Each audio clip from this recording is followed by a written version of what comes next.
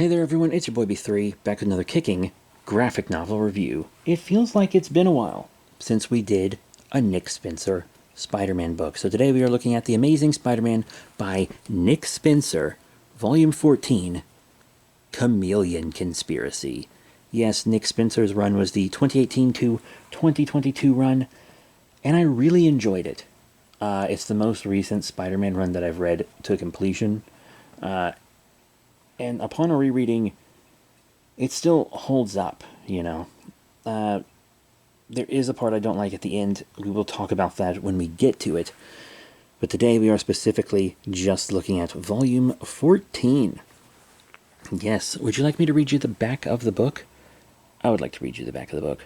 One of Spider-Man's deadliest and most deceptive enemies returns.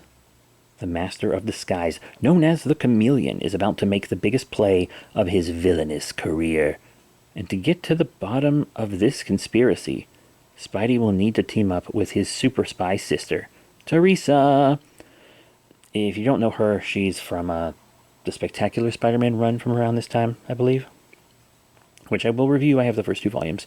But with 2 sets of Parker luck working against them, will they stand a chance against the anachric alliance the Chameleon has formed with the Foreigner? Chance and Jack-o'-lantern, I don't know why I paused, sorry, prepare for an unpredictable, revelatory tale that fans of the web slinger dare not miss. I'm sorry, someone's coughing. As Nick Spencer's high-octane saga takes its next dramatic twist, collecting The Amazing Spider-Man 2018 numbers 66 through 69 and giant-size Amazing Spider-Man Chameleon Conspiracy by Nick Spencer, Mark Bagley, Marcelo Freire, Carlos Gomez, Zay Carlos, John Dell, Wayne Foucher, Andrew Hennessy, Brian Reber, Maury Hollowell, and Andrew Crossley. Yeah, the back of the book doesn't give an age rating for this one. I would say probably T for teen is pretty good. Yeah. Anyhow, let's move into the actual book, shall we? I want to talk about the cover art, which you're looking at now.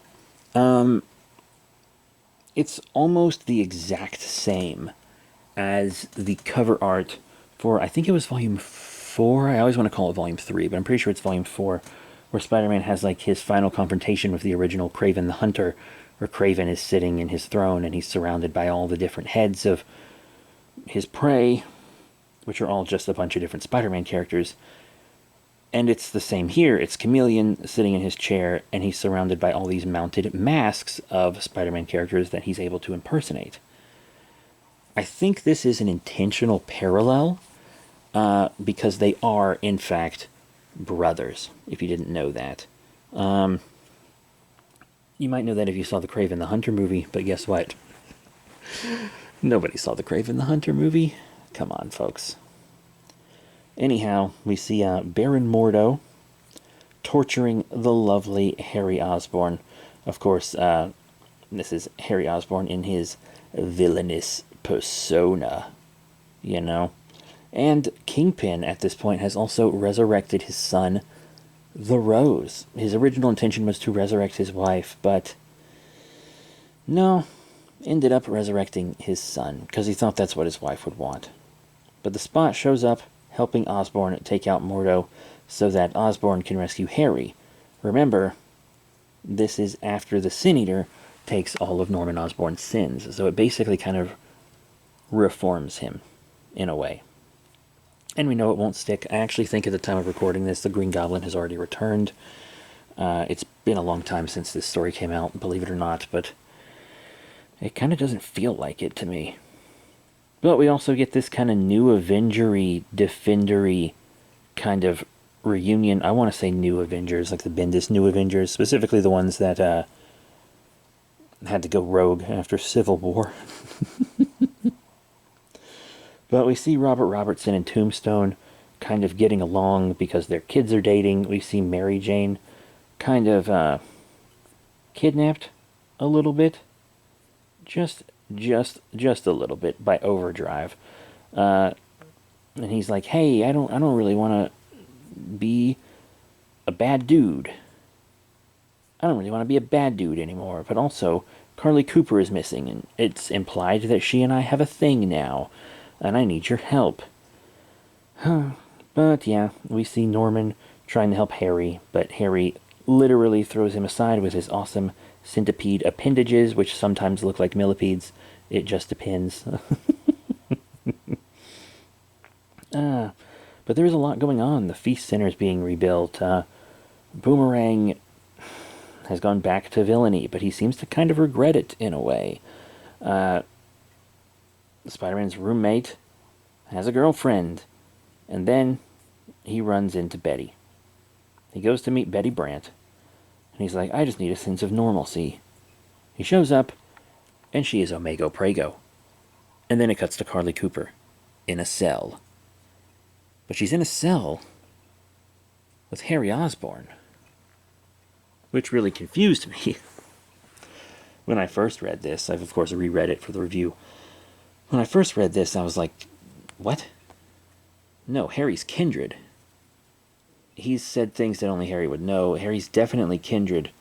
What's Harry doing here? Is this clone bullshit? This better not be clone bullshit. But, yeah, that's where the issue ends, unfortunately. And then we see Teresa Parker come up on the Chameleon. She finds him while Peter is talking to Betty, and she confides in him that Ned Leeds is alive, and her baby is Ned's. But recently, Spider-Man watched Ned die, a very homeless-looking Ned. And so, he thinks Ned is dead, and that he won't return to Betty. And he rushes out, and then it's back to Teresa and the Chameleon. And he's playing all these games with her, and he makes her think that she's not a real person. He makes her think that she is a chameleon like him, so deep in her persona that she does not know who she is anymore. Is it true? Who knows? But it cuts to Harry Potter's lab partner, Jamie. He has a sick mom. He has a very young sibling he has to take care of, on top of all this college stuff. And remember, he's creating a device called the Clairvoyant. Yeah, and he's been using it to gamble and win big. But then Chance, a Spider-Man villain, shows up, and he's like, hey, fuckface, I know you were cheating. Don't worry, I'm not going to kill your family as long as you cheat for us. But he's having some trouble doing that because he doesn't know what Peter Parker used for the power source. Uh-oh. It's not great. Back to Peter. Sorry about all the back and forth. That's just the way the issue flows, yos. But it turns out Ned Leeds is alive. Perhaps the Ned Leeds from before was a leftover. If you don't know what I mean by leftover, there's a story with a very similar naming convention to this one called The Clone Conspiracy. It's from the Dan Slott Amazing Spider-Man run, much late in the Dan Slott Spider-Man stuff. At least for the Amazing title. But it's a great story. I love it.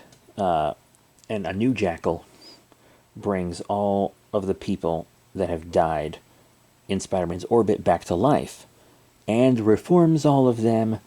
Even the villains, he makes them behave because they have to take a pill to stay alive because of their clone bodies. And he's like, if you don't behave, you don't get the pill. Simple as that. Wow.